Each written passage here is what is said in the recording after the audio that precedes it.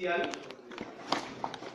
tiene su soporte en, digamos, los requerimientos de las aplicaciones reales y una perspectiva, digamos, intermedia de algunos circuitos de propósito especial que se han diseñado para facilitar el trabajo, digamos, en este tipo de conversores. Bueno, entonces miremos un poco este documento. Yo todos estos documentos que estoy presentando acá se los envío al correo. Bueno, entonces, el asunto de los conversores de CDC no es nuevo, no es nuevo en electrónica, es decir, es muy antiguo, porque todos los dispositivos electrónicos de consumo requieren conversión de CDC. Todos los dispositivos necesitan regular niveles de voltaje de C que normalmente vienen de rectificadores a otros niveles de C que normalmente están asociados a la naturaleza de los elementos. Por ejemplo, si los dispositivos son digitales, entonces van a usar voltajes que suelen estar entre 3.3 y 5.3 voltios. Pero si los dispositivos son análogos, entonces pueden usar voltajes que pueden llegar incluso hasta los 24 voltios. Ahora, si ya no es un asunto de consumo, sino es un asunto industrial, también tenemos que muchos actuadores industriales trabajan con voltajes de C12, 24, 48, por ejemplo, en sistemas aeronáuticos. Y algunas aplicaciones industriales trabajan con voltajes muy cercanos al OTTL, que son voltajes de 5 voltios. Entonces el asunto de la conversión de CDC ha estado siempre presente. ¿Cuál es el problema de la conversión? La eficiencia. Cuando la conversión de CDC se hace de forma lineal, utilizando transistores operando en la región lineal, el transistor o el juego de transistores disipan una potencia que se pierde. Entonces el ejemplo claro es en las fuentes lineales que se hacen en los primeros cursos de electrónica. Se utilizan reguladores, por ejemplo, LM317, 337, 780XX y demás. Todos esos reguladores son lineales y tienen un problema grave de disipación. Entonces tienen una restricción muy grande porque para poder funcionar bien necesitan disipar. Entonces eso hace que sean ineficientes, ¿cierto? Entonces, si la eficiencia para nosotros es la relación entre la potencia de salida y la potencia de entrada, y la potencia de salida es muy inferior porque hay muchas pérdidas, pues el sistema es muy ineficiente, ¿no?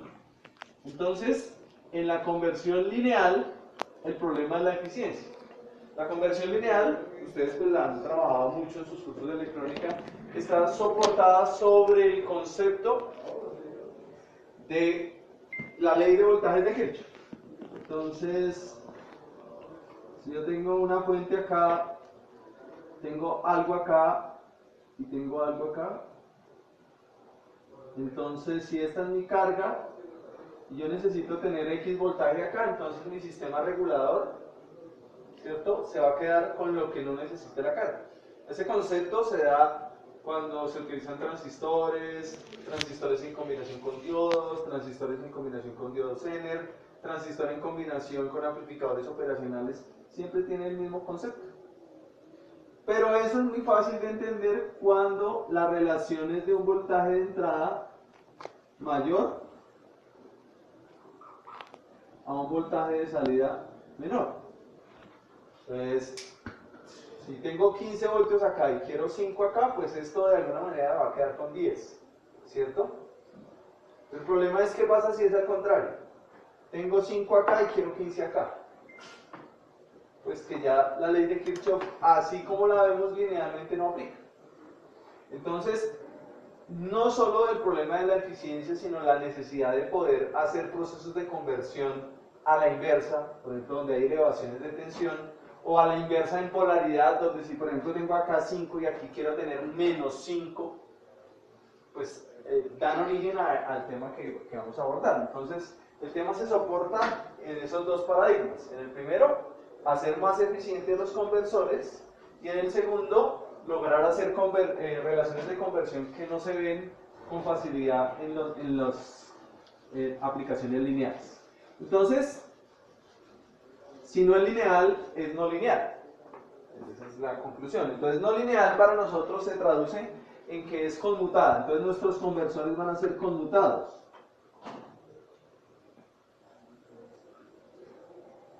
Otro nombre en inglés sería como switchado. Entonces es muy común hablar de fuentes con salida DC que son conmutadas o switchadas. Ese es el concepto fundamental con el que funcionan los dispositivos de consumo, ¿cierto? Para poder ser eficientes.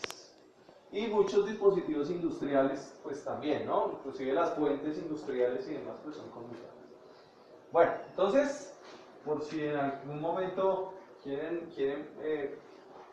buscar en algún texto y demás, en algunos textos aparece así como conversores de CDC, en otros aparece como conversores de CDC conmutados, o conversores de CDC switchados, o fuentes conmutadas, o fuentes switchadas. Es todo lo mismo. Bien, entonces, antes de entrar digamos, a soportar teóricamente eso, pues primero pensemos en qué posibilidades de conversión hay, en términos de los niveles de voltaje. Entonces, tengo una posibilidad que es reducir. Entonces, ¿cuándo hay reducción? Cuando el voltaje de entrada es mayor al voltaje de salida, ¿cierto? O el voltaje de salida menor al voltaje. Tengo la posibilidad de elevar. Entonces, elevo cuando el voltaje de salida es mayor que el de entrada. Listo. ¿Qué otras posibilidades tenemos? Entonces, hay una posibilidad que es invertir la polaridad.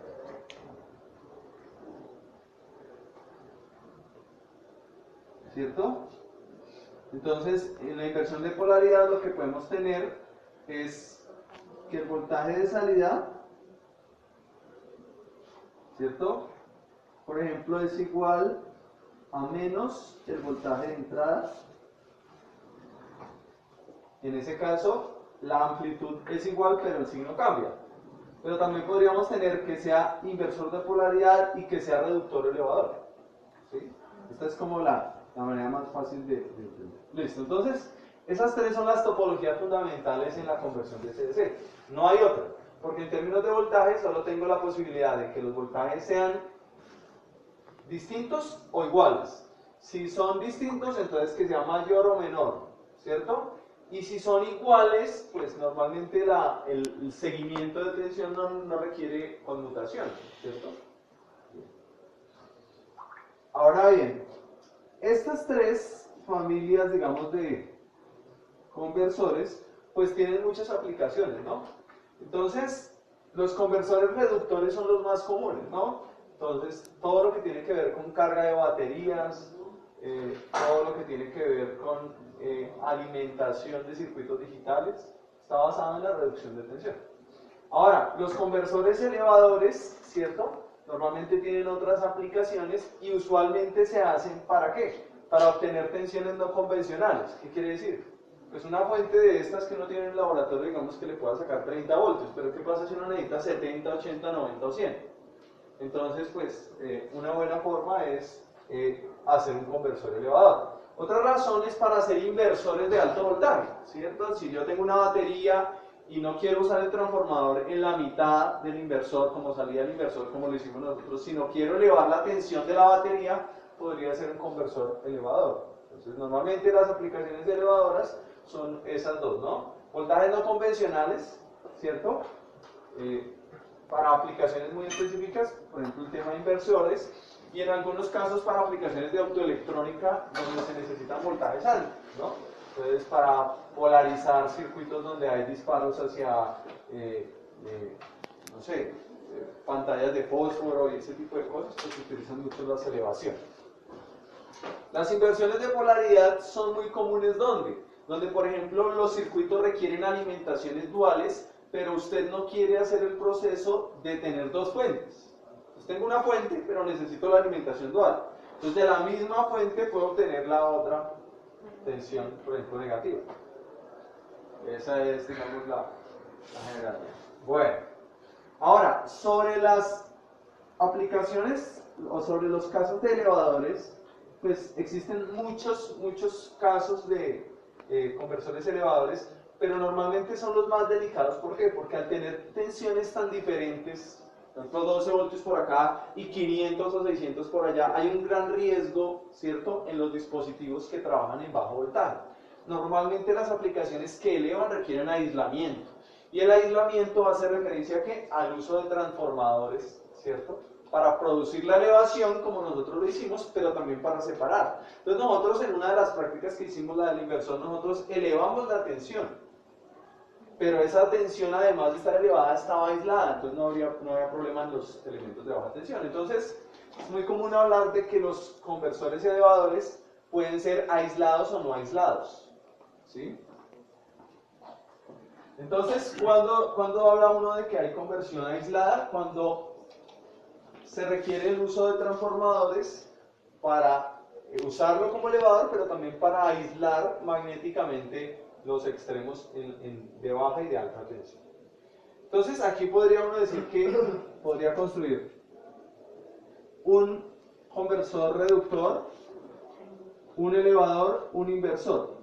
Estos tres los podría uno construir sin aislamiento. Es decir, uno podría construir un reductor, por ejemplo, que me reduzca un voltaje de 24 a 5, un elevador que me eleve un voltaje de, por ejemplo, de 12 a 24, y un inversor que me convierta 12 en menos 12 para tener una fuente de watt, por ejemplo. No necesito aislamiento. Pero si ya necesito elevar, por ejemplo, de 5 a 500, o a 1000, o a 2000, entonces vale la pena que haya aislamiento. Entonces podría uno decir que dentro de los elevadores hay unas clases de conversores aislados que vale la pena trabajar. Entonces nosotros vamos a hablar,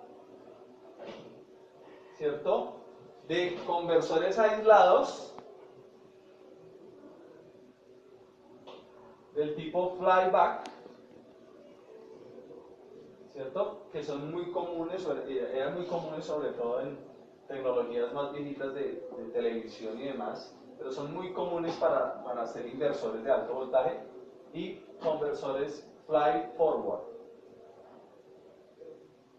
Entonces la única diferencia que existe entre estos conversores es cómo se realiza el uso digamos, de la energía durante el sistema, pero ambos son elevadores y ambos son aislados. Entonces el objetivo de este corte va a ser diseñar al menos una versión de cada uno de estos conversores. ¿Sí? Pues eso nos da como el panorama claro para que más adelante en sus cursos de profundización y demás puedan utilizar estas tecnologías ya para aplicaciones obviamente mucho más elaboradas donde hay control metido ahí. Digamos que esto es más lo electrónico que el control.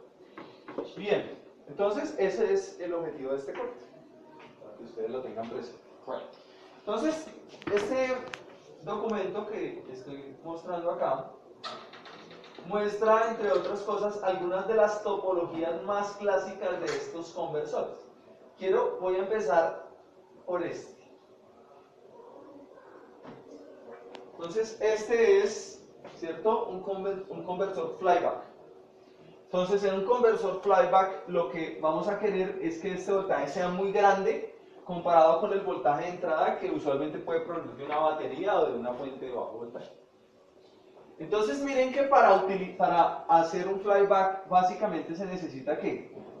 Un transformador trabajando como elevador, ¿cierto? O sea que la relación de transformación, aquí tengo menos tensión que acá.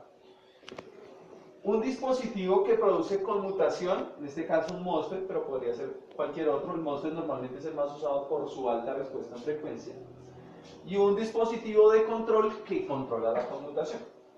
Entonces, ¿por qué es necesario conmutar? ¿Qué pasa si a este transformador se le aplica un voltaje DC? O sea, yo cojo y suprimo esto. Y entonces hago esto. Entonces le aplico la fuente DC acá. ¿Qué hago? ¿Qué pasa ahí? Que hago un corto. Porque esto en DC es un alambre, ¿no? Entonces, en DC ese transformador no va a hacer nada. Necesito que por el transformador haya un campo magnético variable en el tiempo, por ende una corriente variable en el tiempo. Por eso es que lo pongo a conmutar. Entonces, si yo lo pongo a conmutar, este transformador va a tener una señal en su entrada que tiende a ser cuadrada, por lo tanto en su salida una señal que va a tender a ser cuadrada, obviamente con unos picos, ¿cierto?, producto de la autoinductancia del transformador.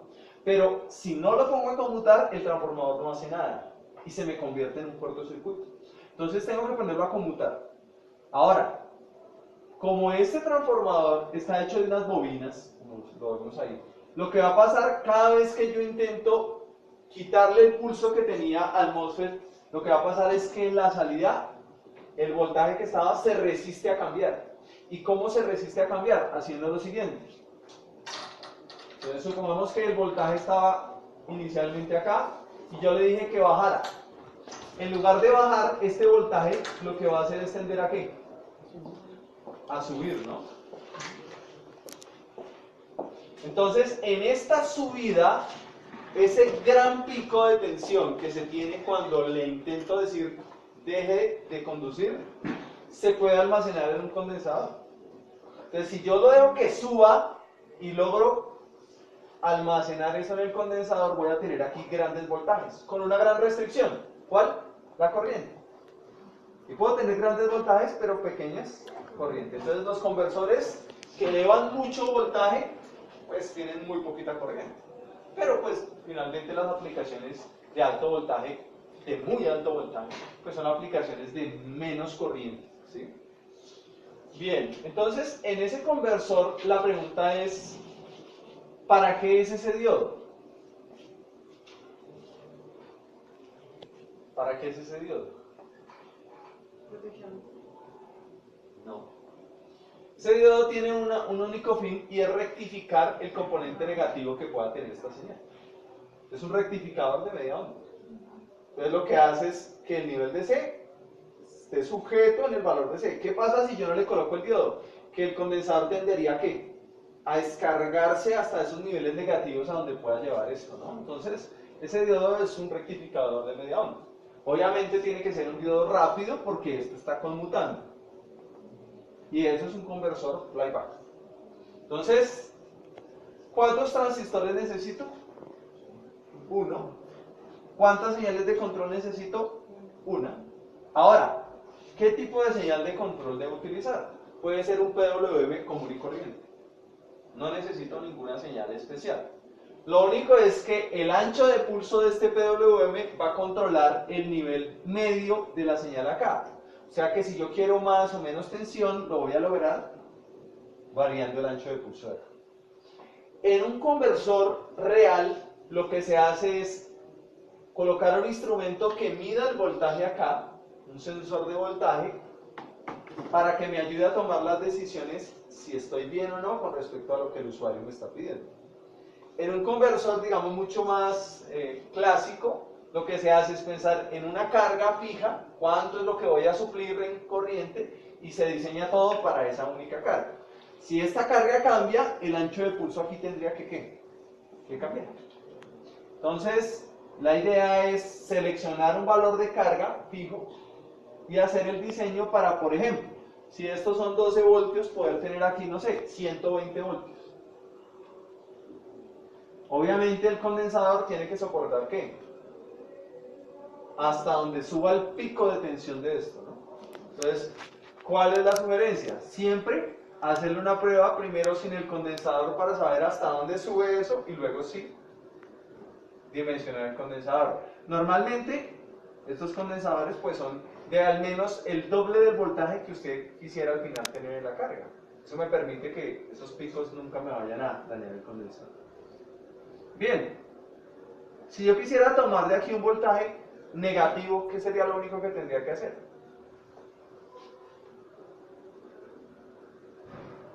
Entonces podría cambiar la polaridad del diodo, pero entonces ya no estoy usando el pico de tensión y entonces las elevaciones van a ser ¿qué? Menores. ¿Sí? Ahora, también podría invertir, ¿cierto? La forma en cómo estoy midiendo la carga. Finalmente esto está aislado, entonces no hay ningún lío. Esto puede tener aquí una tierra y esto aquí tiene. Entonces la idea del conversor flyback en principio es la idea más fácil. Ahora, la selección de los elementos pues requiere su trabajo. ¿Por qué? Porque primero, si este transformador no es un elemento que pueda conmutar a una alta frecuencia, si me toca ponerlo a conmutar a baja frecuencia, ¿qué le pasa a este condensador? Que va a ser de un valor más alto. Y un condensador más alto, a un voltaje grande, me vale mucho y me ocupa mucho espacio. Entonces, la idea es que esto trabaje en una alta frecuencia, pero si el transformador no me deja, ¿cierto? Si este diodo no conmuta a la alta frecuencia, pues tengo problemas. Y si este condensador no soporta esa tensión, tengo problemas. Finalmente, lo más fácil de este circuito es tener una señal de prueba de tipo PWM. Entonces, para las primeras pruebas, ¿qué les sugiero yo?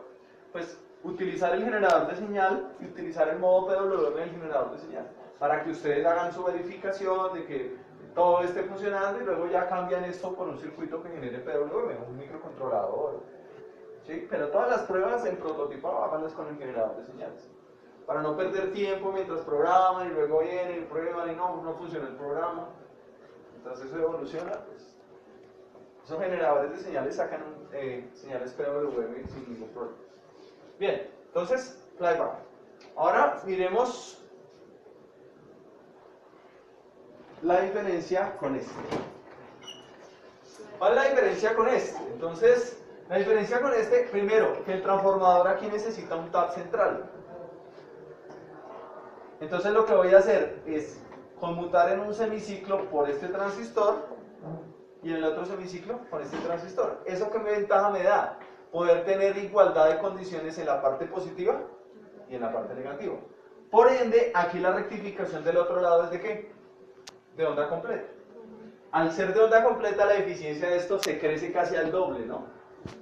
Entonces, en estos convertidores voy a tener una mejor eficiencia, niveles de tensión más grandes, los condensadores son más pequeños, ¿cierto? Entonces, obviamente, esto me da muchas ventajas, pero ¿cuántos controles me toca hacer? 2, porque este transistor debe conmutar en un semiciclo y el otro en el otro semiciclo. Ahora, ¿a qué frecuencia puedo poner esto a trabajar? A la que yo quiera, siempre y cuando el transformador me lo permita. ¿Sí? Entonces, como lo dijimos en algún momento, para estas aplicaciones normalmente los transformadores que se utilizan son transformadores de pulsos. Pero los transformadores de pulsos aquí, pues normalmente en el mercado acá son difíciles de conseguir y costosos. Entonces, pues si no se puede conseguir un transformador de pulsos, lo que hay que es acomodar la frecuencia al transformador que se tenga. Diodos rápidos, ¿cierto? O pues rápidos en función de la frecuencia a la que va a trabajar. Entonces miren que el diseño en realidad, el concepto, como todos los conceptos en electrónica, deben ser simples. Pues si los conceptos fueran muy complicados, pues no serían prácticos. Ahora la vaina es poner todo esto a operar al tiempo, ¿sí? Que es el desafío. Bien, entonces con respecto a los conversores aislados, la idea es que ustedes no se desgasten mucho en esta parte de acá, es decir, seleccionen los componentes de los mismos componentes que ustedes ya tienen por ahí en sus cajas, ya han comprado diodos rápidos, tienen por ahí un transformador que ya lo han usado, tienen condensadores de alto voltaje, acomódense a eso y trabajenle a las señales, es decir, cuadren las señales para poder obtener los voltajes que necesitamos. Ese es, digamos, mi consejo. Es decir, que en una sesión de clase perfectamente podría salir los dos conversores. Depende por lo menos uno, ¿sí? Por lo menos uno. Ese es el trabajo de los conversores aislados. Ahora miremos los no aislados. Los no aislados tienen otra connotación, otra filosofía y un análisis matemático muy diferente.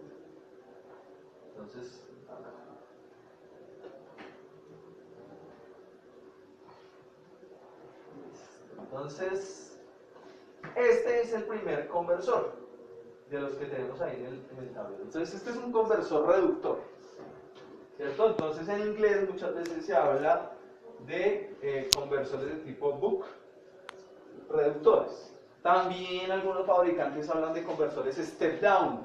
Todos son reductores. Entonces, la clave de estos conversores es que, como se dan cuenta, los voltajes de entrada y de salida no tienen aislamiento. O sea que ahí todo está compartido, comparten las mismas tierras y demás. La clave de los circuitos no aislados es el control. ¿Por qué? Porque cualquier cosa que se mueva aquí, se mueve en todo el circuito. Entonces, para eso ya hay soluciones comerciales desde hace por lo menos 30 años para poder trabajar eso. Uno podría dedicarse a quitar lo comercial y hacerlo de uno. En efecto, se puede hacer, pero no es muy recomendable si las tensiones son estándar. ¿Qué quiere decir? Si usted tiene aquí 24 y aquí quiere 12, ese conversor es estándar. Esos voltajes son estándar y no vale la pena desgastarse para hacer algo que ya está. Pero si usted lo que quiere aquí es una tensión especial, por ejemplo, no, es que yo diseñé un circuito biomédico y ese circuito necesita 7.3 voltios exactamente porque con eso polarizo por allá unos electrodos. Entonces ahí sí le toca a usted dedicarse y trabajar más en eso. Entonces mi consejo es no perderle tiempo a lo que ya es. Es como ponernos a hacer un amplificador operacional con transistores a estas alturas de la vida. ¿Sí? Uno se puede sentar y hacerlo, pero ¿para qué? ¿Sí? Entonces, la filosofía de acá es utilizar circuitos que en general nos faciliten el trabajo. Ahora, estos circuitos, ¿qué es lo que hacen? Sacar unos PWMs, nada más. Miden el voltaje a la salida y realimentan. Miden el voltaje a la salida y realimentan. Pero los componentes externos que están ahí, el circuito no me los va a dar. Usted los tiene que seleccionar y los tiene que poner, y ahí es el diseño. Entonces, fundamentalmente aquí, ¿cuál es la clave? Quitemos la bobina y el condensador para entender. Entonces, si yo quito la bobina y el condensador, ¿qué es lo que tengo acá? Que este transistor, si tiene PWM, ¿cierto? Quitemos la bobina, el diodo y el condensador, ¿qué le llega aquí a la carga? Lo que le deje pasar al transistor. Entonces, supongamos que el transistor trabaja con un ancho de pulso del 50%. ¿Qué es lo que uno va a ver aquí en la carga? El 50% de esta tensión, pero no la ve como una línea recta, sino la ve conmutada y el promedio es el 50%. Es decir, que esto en algún momento podría sacar más voltaje en la salida que en la entrada. ¿No? ¿Qué es lo que hace la bobina del condensador? Muy fácil, un filtro LC. Es el mismo filtro que hemos venido trabajando durante el curso. ¿Para qué? La C para que el voltaje no oscile y la L para que la corriente no oscile. Entonces, la clave del diseño de estos elementos es la selección de L y de C. Ahora la pregunta es, ¿y para qué es el diodo? ¿Qué efecto puede tener el diodo? ¿Cierto? Entonces, ¿qué pasa cuando, ¿cierto? Cuando el interruptor se cierra, cuando esto se cierra? Por aquí no pasa nada porque aquí tengo mayor voltaje que acá. Pero ¿qué pasa cuando el interruptor se abre? Entonces piensen en el interruptor abierto. Ya piensen en esto abierto. Entonces, sí recuerdan el concepto de lo que pasaba en el inversor y una protección que nosotros teníamos ahí.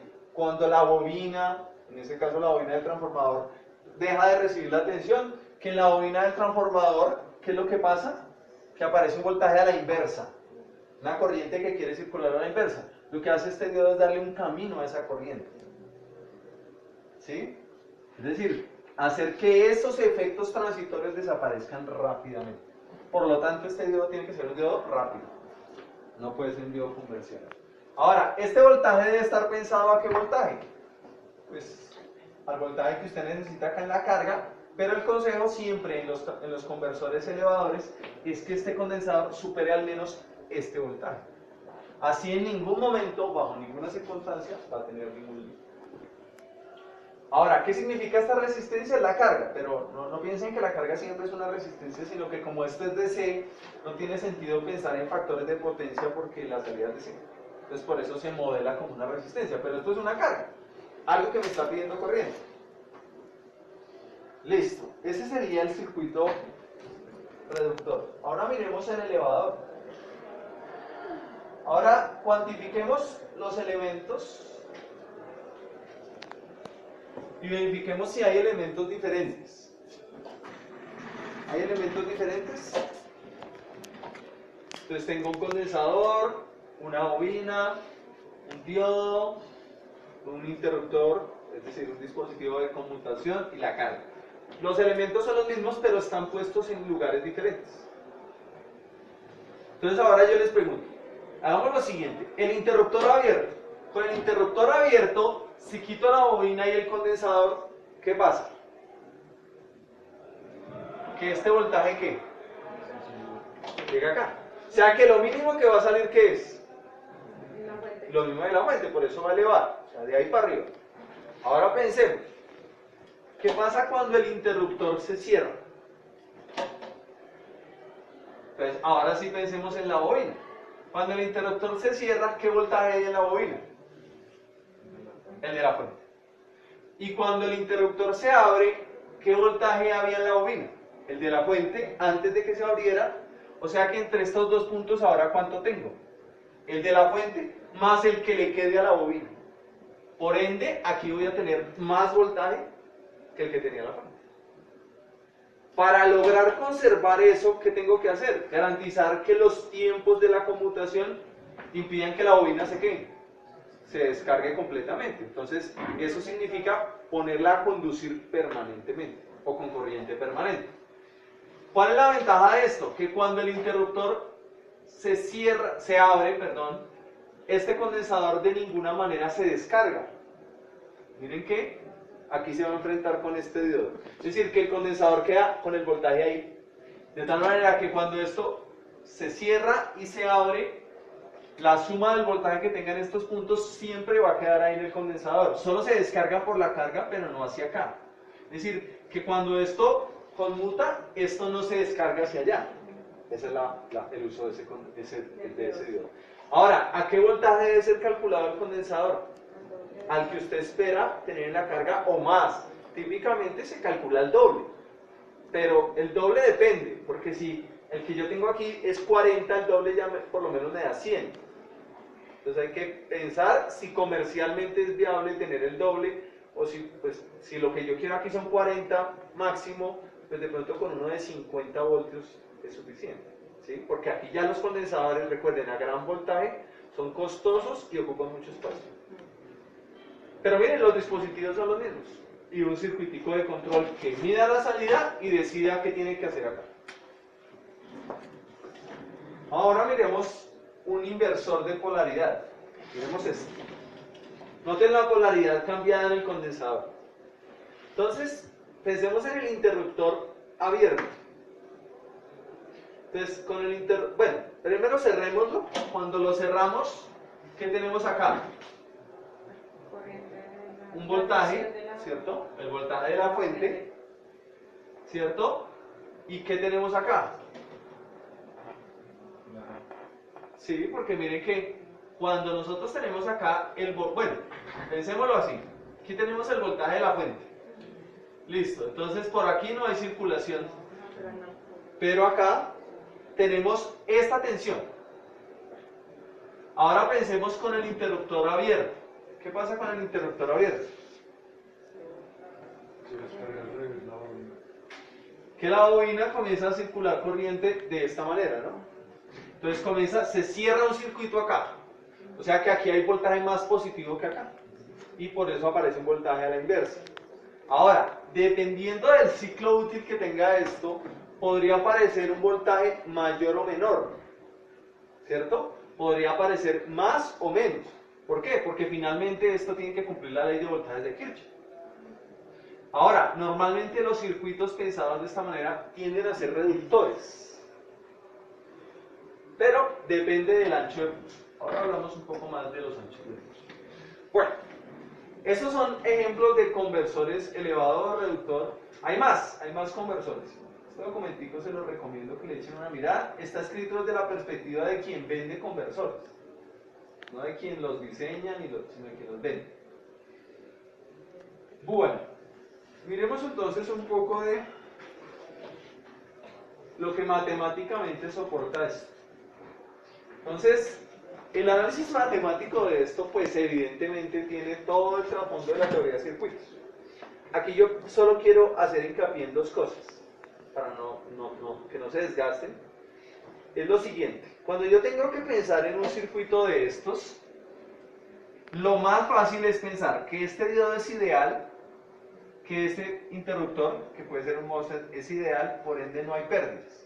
Y esto me da a redundar en un análisis matemático que me puede decir qué bobina y qué condensador uso.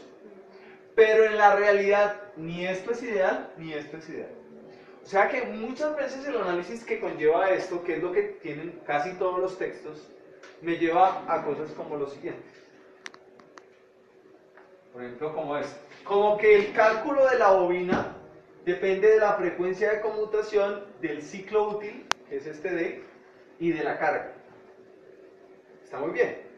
Pero en realidad esta bobina no tiene ese valor, porque aquí estoy despreciando todos los efectos que se dan en el transistor y en el diodo. O sea, la pregunta es, ¿qué tan bueno es orientar los diseños basándonos en esto? Depende. Depende de qué tan ideal podemos hacer las pruebas. A veces no es fácil. Entonces, miren, este análisis, que es el análisis clásico, me lleva a encontrar valores mínimos de la bobina y el condensador. Por ejemplo, acá encuentro el valor del condensador. ¿Cómo se llega a esto? Muy fácil, haciendo un análisis sobre las señales que se presentan en la bobina y en el condensador, encontrando la corriente promedio de los valores y bla, bla, bla, bla, bla. Pero miren lo siguiente, un fabricante de circuitos integrados para hacer estas conversiones propone lo siguiente. Yo les voy a mostrar. Entonces dice, este circuito integrado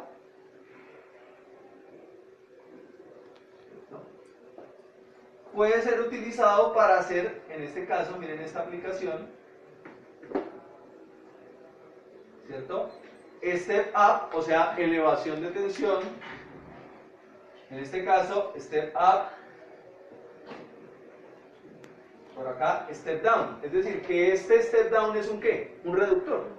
Pero miren que el valor que el fabricante da para su circuito integrado operando como reductor tiene unas ecuaciones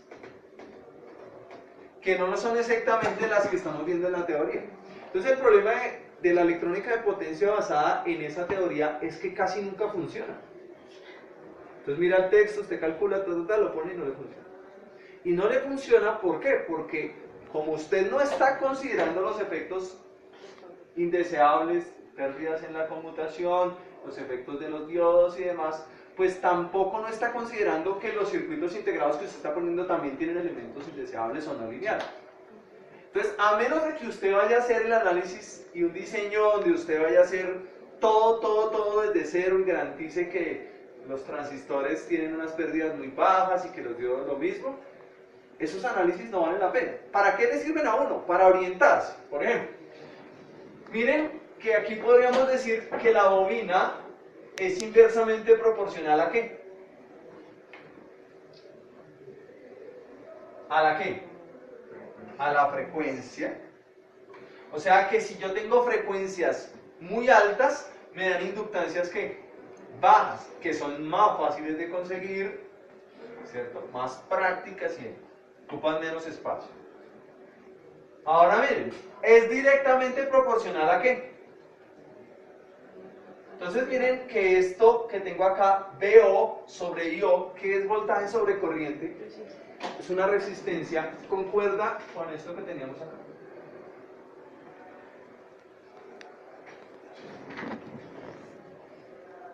Es decir, que es directamente proporcional a la resistencia, pero realmente cuando uno piensa en la resistencia, uno no piensa en que le voy a poner una resistencia, sino que le voy a poner que voy a tener tanto voltaje y tanta corriente, porque finalmente usted puede usar una fuente para alimentar cualquier cosa que le pida voltaje y corriente, o sea que si usted comienza a guiarse por esto, pues puede tener líos después pensando en la realidad del circuito. Entonces esta R es voltaje sobre corriente. Ahora miren acá, 1 menos ¿qué? Menos el ciclo útil. Miremos qué es lo que dice el fabricante. Entonces el fabricante dice esto. Entonces, eso en efecto puede tener una relación con el ciclo útil, pero no es el ciclo útil. Ahora yo les pregunto lo siguiente. Si yo tengo un voltaje de entrada de, no sé, 10 voltios y tengo un voltaje de salida de 5 voltios, en principio el ancho de pulso teórico es ¿cuánto? 50%, ¿cierto? Es decir, el 50%, pues considerando que no hay bobina y no hay condensador. Ahora, pero si tengo un voltaje de entrada de 20 voltios y uno de salida de 5, esta resta me da ¿cuánto? 15. pero ya no puedo asociar eso al porcentaje. Pero si miran aquí, ¿qué hay en el denominador? El voltaje de entrada. Entonces yo les pido que hagan este análisis. ¿Qué es voltaje de entrada menos VO sobre VIN? Entonces hagamos. Voltaje de entrada menos voltaje de salida sobre voltaje de entrada. Esto sobre esto me da 1. Y esto sobre esto me da el ciclo útil, que es la proporción entre lo que sale y lo que entra. Es decir, que la ecuación en principio sí se parece. Se parece en términos de proporción. Esto es directamente proporcional. Esto es directamente proporcional. Esto es inversamente proporcional. Pero miren esto. Y ese pequeño elemento puede hacer la diferencia en que no funcione. Porque es que me está dando una bobina que es 2.5 veces más grande acá de la que yo seguramente estoy usando. Entonces, ¿de dónde salen estos 2.5? Del circuito integrado, es decir, de lo que el integrado hace en su proceso de conmutación. Entonces yo puedo hacer el análisis acá y le coloco la bobina a ese integrado y no me da lo que me tenía que dar. Entonces, mi consejo no es hacerlo así. Mi consejo es pararse sobre el circuito integrado que uno va a usar y sobre él hacer el análisis, no al contrario. Miremos, para cerrar este tema, el tema del condensador. Miren de qué depende el valor del condensador. Entonces miren, ¿qué es este VIN menos VO sobre VIN? 1 menos el ciclo. Listo. Ahora, ¿qué es este T? El periodo. O sea, que es el inverso de la frecuencia. 8. ¿Qué es este delta VO? Ese delta VO es el rizado.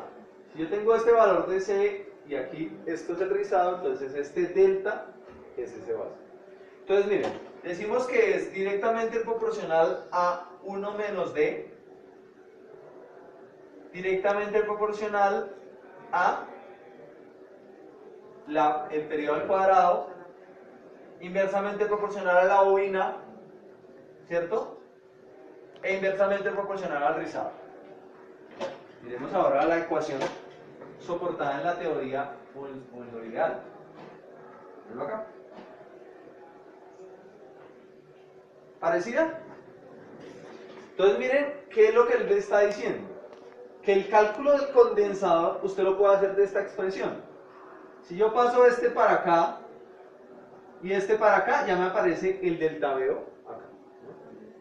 1 menos D, el voltaje de salida, inverso de la frecuencia al cuadrado, que era lo mismo del periodo al cuadrado arriba, la bobina, ¿no? Es decir, que yo tengo que hacer primero el cálculo de ¿qué? De la bobina, de la frecuencia, del voltaje que quiero la salida, ¿cierto? Para poder decidir el condensador. Eso es igual en la teoría que en el circuito real, pero, ¿cierto? Dependiendo del circuito, puede que esta ecuación, por ejemplo, tenga coeficientes que dependan del circuito. Entonces no podemos garantizar que todas las ecuaciones que aparecen en los textos, los fabricantes las traducen 100%. Entonces, vuelvo a mi consejo. Mi consejo es basarse en el circuito, escoger un buen circuito integrado y sobre él hacer el análisis. Todo este análisis, pues, yo los invito a que le echen un vistazo, que lo revisen, si tienen alguna duda lo miramos. Es un análisis de circuitos básicos. Obviamente es ideal, entonces es muy fácil de hacer. Bien, ahora volvamos acá al fabricante. Entonces el fabricante, este fabricante me dice que si usted quiere hacer un conversor elevador, va a tener esto. Entonces mire, ¿qué factores inciden, cierto, en el diseño del conversor? Entonces, tenemos la frecuencia de conmutación, el voltaje de rizado. ¿Esto qué es? VO menos VIN sobre VO, ¿qué es? No menos D. Menos el inverso del ciclo. ¿Qué es? Entonces, VO menos VIN sobre VO. Entonces, es 1 menos VO sobre PI, perdón, sobre VO. ¿Qué creen ustedes que es eso? Entonces, si en el conversor reductor la reducción se da por el ancho de pulso, la elevación en el conversor elevador se da por el ancho de pulso, pero ¿de qué manera? Miren acá. Entonces, por acá, este es el elevador. Tiene la relación del ancho de pulso, del voltaje de salida al voltaje de entrada y el ancho de pulso. Entonces, acá este BS es el voltaje de la fuente. Entonces, si yo quiero dividir el voltaje de salida sobre el voltaje de entrada, lo que tengo es 1 sobre 1 menos D. Es decir, que en este conversor, cuando el ancho de pulso aumenta, cuando esto tiende a 1, ¿esto qué? ¿Qué le pasa a esto? Cuando D aumenta, ¿qué le pasa a ese conversor? Entonces, por ejemplo, un caso. Cuando D es 0.5, ¿cuántas veces se elevaría? Entonces, 1 sobre 1 menos 0.5 me da 2. Cuando D es 0.25, ¿cuánto eleva? 1 sobre 0,75. Entonces eleva más poquito. Cuando D es 0.75, ¿esto qué? Me da 0.25 y me eleva 4 veces. Es decir, que cuando esto se acerca a 1, esto comienza a elevar, a elevar, a elevar. En el reductor, ¿cierto? Pasaba algo igual, pero lo máximo a lo que llegaba era el voltaje de entrada. Ahora, aquí tenemos una restricción importante. ¿Qué pasa cuando D es, por ejemplo, punto 99? ¿Que me daría cuánto?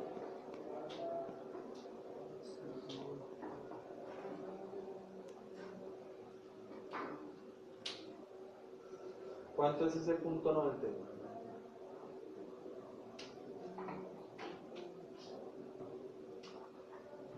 Entonces, 1 menos punto 99 me da punto ¿qué? Punto 01. Y 1 sobre punto 01 me da ¿cuánto? 100. La pregunta es, ¿será que eso sí puede elevar 100 veces? Pues seguramente no. En los conversores que no son aislados, normalmente la elevación pues no puede ser casi nunca superior a las 4 o a las 5 veces. O sea que no piensen que porque yo le coloque 0.99999, entonces voy a tener una elevación muy grande. Realmente hay que pararse sobre la realidad, unas 4 o 5 veces. Por ejemplo, de 12 a 24, 2 veces. No sé, de 5 a 24, pero tratar de tener de 12 a 120 en uno no aislado es muy difícil. Muy difícil. Además que todo está ahí metido con esos supervoltajes y demás, y es muy peligroso, ¿no? Entonces volviendo acá, ¿qué sería esto? 1 menos Vin sobre VO. Sería 1 menos, ¿qué? ¿Esta relación qué es? Entonces miren acá. Tengo aquí voltaje de salida sobre voltaje de entrada igual a 1 sobre 1 menos D. Entonces aquí voltaje de entrada sobre voltaje de salida, ¿qué es? 1 menos D. O sea que 1 menos 1 menos D es igual a ¿qué? A D. 1 menos 1, 0, y menos da más D. O sea que esa ecuación que aparece allá en el circuito integrado ese que estamos analizando es D. Entonces, pues es como para que ustedes entiendan por dónde va. Entonces aquí la clave es la siguiente. Primero, entonces ya dijimos qué conversores vamos a hacer. Y ya tenemos un soporte teórico y un soporte, digamos, un poco más experimental. Por ejemplo, este circuito integrado. Entonces lo primero es decidir qué conversor voy a hacer. Entonces, por ejemplo, voy a hacer un conversor reductor. Entonces mi conversor reductor debe tener unas especificaciones. Entonces, hablemos de eso.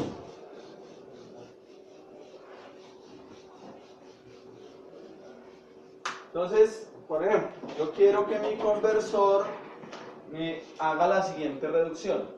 Un voltaje de entrada de 24 voltios, un voltaje de salida de 5 voltios con una corriente de salida de 2 amperios. Esas son mis especificaciones.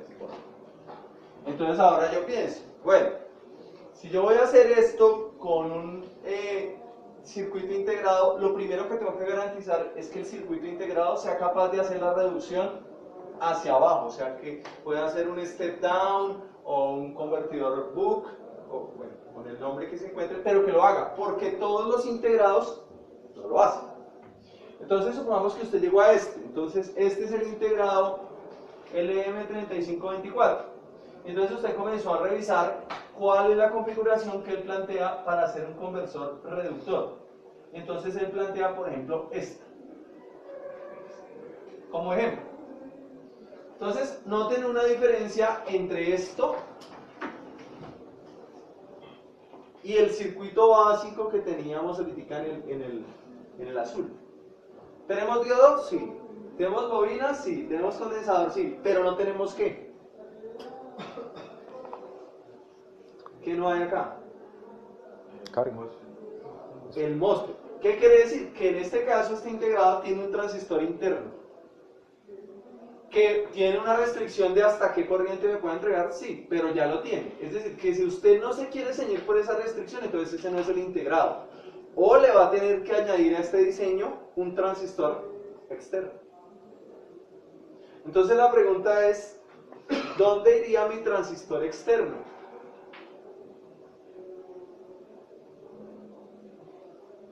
Entonces, si en este diseño esta es la salida que ya tiene la conmutación, noten que este integrado no me está entregando el PWM como tal, sino ya me está entregando la salida después del transistor. Y eso puede tener problemas, ¿no? Porque si yo necesito poner un transistor externo, entonces me toca garantizar que la salida que viene acá me ponga a conmutar mi transistor externo. Entonces de pronto es un problema mucho mayor utilizar este integrado que otro.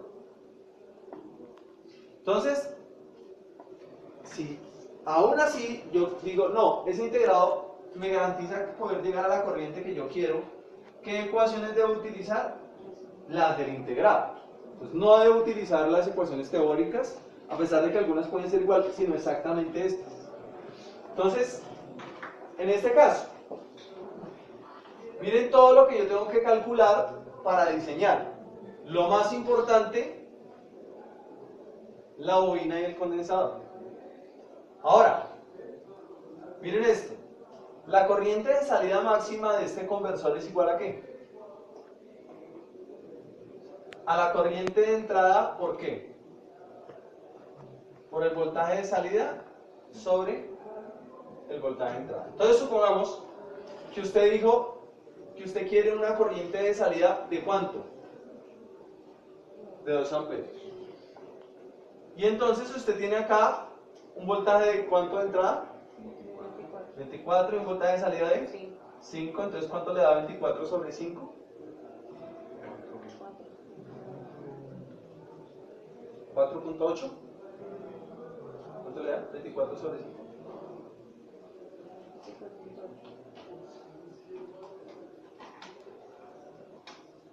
Entonces, si esta corriente de salida que yo quiero son 2 amperios y estos dos me dan, no sé, 4.8, ¿cuánta corriente tendría que tener aquí en la entrada?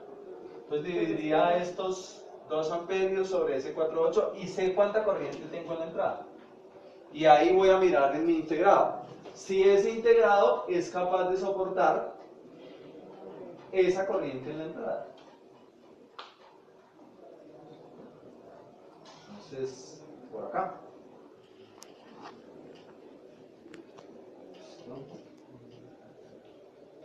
Entonces, por ejemplo, aquí me encuentro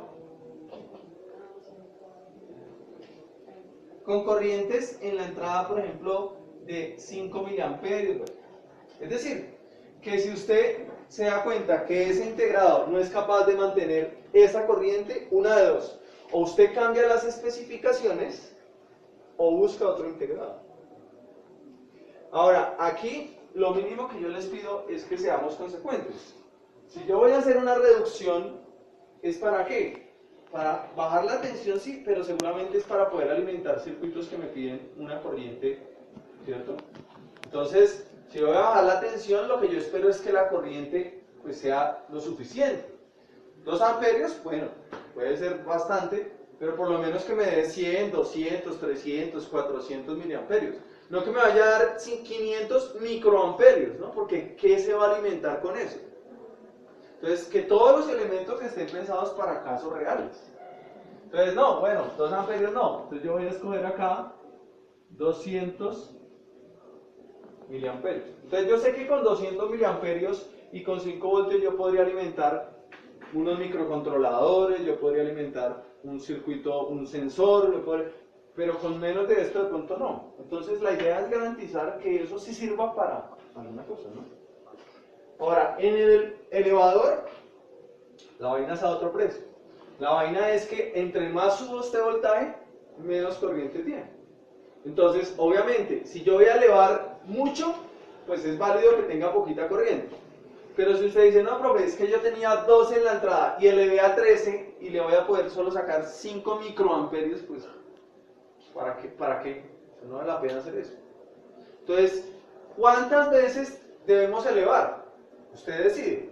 Mi consejo es que sea comercial. Por ejemplo, voltajes comerciales. Entonces, si tengo 3.3 y quiero elevar a 5, bueno, pues sirve. Si tengo 5 y quiero elevar a 12, me sirve. Si tengo 12 y quiero elevar a 24, me sirve. Si quiero 5 y quiero elevar a 24, me sirve. Pero si tengo 5 y quiero elevar a 6, ¿para qué? ¿Sí? Entonces, que los voltajes sean comerciales. ¿Sí? En el inversor de polaridad, pues hablemos de lo que es común. Uno utiliza fuentes con valores negativos. ¿De qué valor? No va a mirar una fuente de computador y qué valores de valores negativos hay. Menos 5, menos 12, en algunas menos 24, en fuentes que se utilizan en algunos equipos industriales, pero no más. Entonces la idea es que, por ejemplo, si yo tengo una fuente de 12, poderle sacar menos 12. Si tengo una de 24, poderle sacar menos 24. ¿Sí? Una de 5, menos 5. Pero que el voltaje me pudiera servir más adelante para alimentar alguna cosa. Muchas veces, ¿cierto? Ese es un factor determinante a la hora de hacer diseños electrónicos. Por ejemplo, resulta que usted necesita un amplificador y el mejor amplificador requiere alimentación dual. Mientras usted se pone y monta la fuente dual o saca otra fuente de esas, pues imagínese el prototipo como queda. Mientras que si esto solo requiere un pequeño integrado y un par de elementos, pues ¿sí? Eso me va a garantizar que el prototipo, el encerramiento y demás sea mejor. Entonces, insisto, en esto yo les pido es que sean realistas. No les voy a pedir que le saquen 10 o 20 amperios a una fuente de estas, porque no va a ser tan fácil, pero que la puedan usar más adelante en lo que sea. ¿Sí? Ahora, con respecto a los aislados, pues ahí la gracia es que le saquemos el mayor voltaje posible. Es decir, que si tenemos 5 y podemos llegar a 500, pues chévere. Pero si tenemos 5 y vamos a llegar a 10 con un aislado, pues no vale la pena porque eso se puede hacer con uno no aislado. ¿Sí? Entonces, los voltajes de los aislados, mínimo, yo creo que unas 4 veces. Entonces, si tengo 12, lo mínimo son 48. Si tengo 5, entonces lo mínimo 20. Es decir, que me eleve por lo menos 4 veces. De ahí para arriba, pues fabuloso. En este curso el año pasado tuvimos un conversor de 5 a 270. Con una corriente muy pequeña, pero con un voltaje muy alto que puede servir para hacer algunas aplicaciones, como les digo, en optoelectrónica y demás, donde se necesita polarizar algunos elementos con voltajes super altos. Me imagino que en sus cursos de estado sólido y demás han trabajado con esos temas y podría ser. Ese es el objetivo del corte. Entonces la idea es que por clase al menos se haga un conversor. Pues más o menos lo que tenemos son unas 6 clases con esta, 5 clases nos van a restar. La idea es que en cada clase al menos se haga un conversor.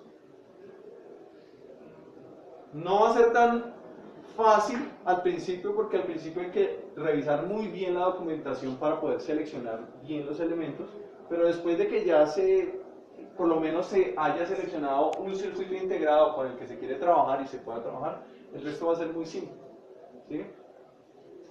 Lo hacemos así, ¿por qué? Porque lo otro es coger y hacer en el tablero estas ecuaciones y y que ustedes me entreguen ahí en una hoja el ejercicio, pero eso no sirve para nada. Eso es lo clásico que se hace en los cursos de electrónica, no paga. Entonces, esos 3 y los 2 aislados. Entonces, cada grupo tiene que plantear qué metodología va a hacer. Yo aconsejaría que por lo menos cada integrante haga un conversor por sí solo, ¿sí? Entonces, y los que hagan falta, pues se lo reparan, ¿sí? Pero que cada uno por lo menos tenga la responsabilidad de cumplir con un conversor, ¿sí? Entonces yo les envié la documentación a su correo. Está este datasheet con este integrado, están otros que son comerciales, otros que son más difíciles de conseguir. Está el documento donde están todas las relaciones teóricas de los conversores no aislados. Si alguien tiene alguna duda, claro que la podemos revisar y podemos aclarar por qué va para allá, pero pues no tiene sentido dedicarnos a eso. Se nos va el corte haciendo el análisis paso por paso del circuito. Está el documento este documento técnico. Este documento, ¿para qué se los aconsejo? Este documento se los aconsejo para lo siguiente: en la eventualidad en que usted no seleccionara ningún circuito integrado y lo fuera a hacer tal cual como la teoría me lo indica, pues esta filosofía como está acá está mucho más práctica de ver que la que aparece en los libros, donde lo que aquí hay es un switch, ¿sí? Entonces, todos esos libros de Hart, Mohan, Rashid y todo eso pintan esta vaina siempre como un switch, pero en la realidad ese no es un switch, es un MOSFET. Entonces, por ejemplo, aquí hay cosas interesantes para los que quieren trabajar todo desde cero, y es por ejemplo acá. ¿Qué pasa si este MOSFET es canal P? Que el source, que estaría acá, estaría flotando. Y entonces necesito un drive para el MOSFET de canal. Perdón, si es canal E. Si es canal P, muy fácil, porque el canal P tendría el source hacia este lado y simplemente lo pongo a conmutar. Es decir, que lo mejor en este caso es que esto sea canal P. Pero miren para en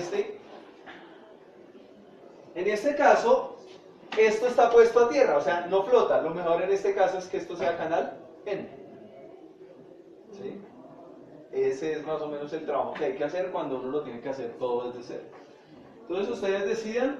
Mi consejo es que utilicen circuitos integrados ya desarrollados y validados. Hay muchos incluso de los que están ahí en ese catálogo que se usan en fuentes comerciales, TL494, todos esos son comerciales.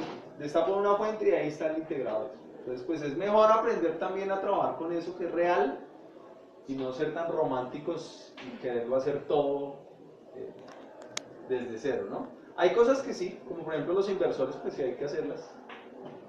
No los vamos a conseguir fácilmente embebidos todos, pero esto yo creo que sí vale la pena mirar lo que hay comercial. Entonces les dejo para que lo analicen, lo revisen, cualquier duda que tengan pues me la comenten, como siempre la vamos